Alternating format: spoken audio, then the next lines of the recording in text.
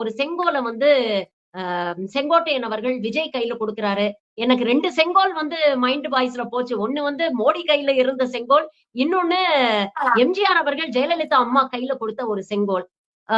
திமுக ஆக்சுவலா வந்து ஜெயலலிதா அவர்கள் எம்ஜிஆர் கிட்ட கொடுத்த செங்கோல் அது.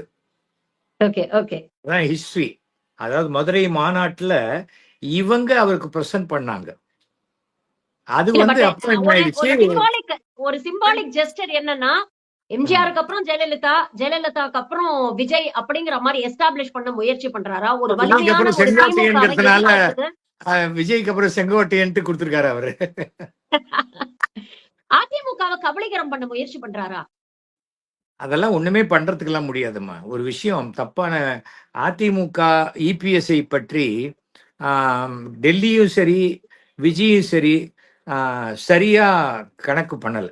தேர்தல் என்றால் தமிழ்நாட்டில் 2026 அது திமுகவுக்கும் அதிமுகவுக்கும் தான் தேர்தல்.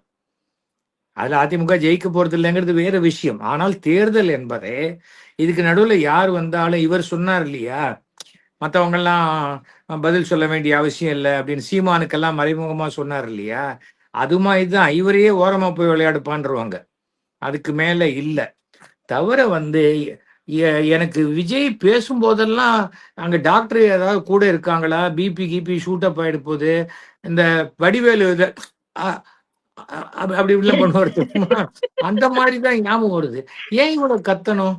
அந்த காலத்துல மைக் இல்லைன்னா பரவாயில்ல, கத்துறாங்க.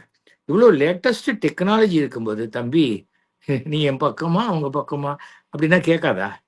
தம்பி என்ன, ஏன் ஏன் ஏன் ஏன் அவ்வளோ அப்படிங்கிற மாதிரி தான் இருக்கு.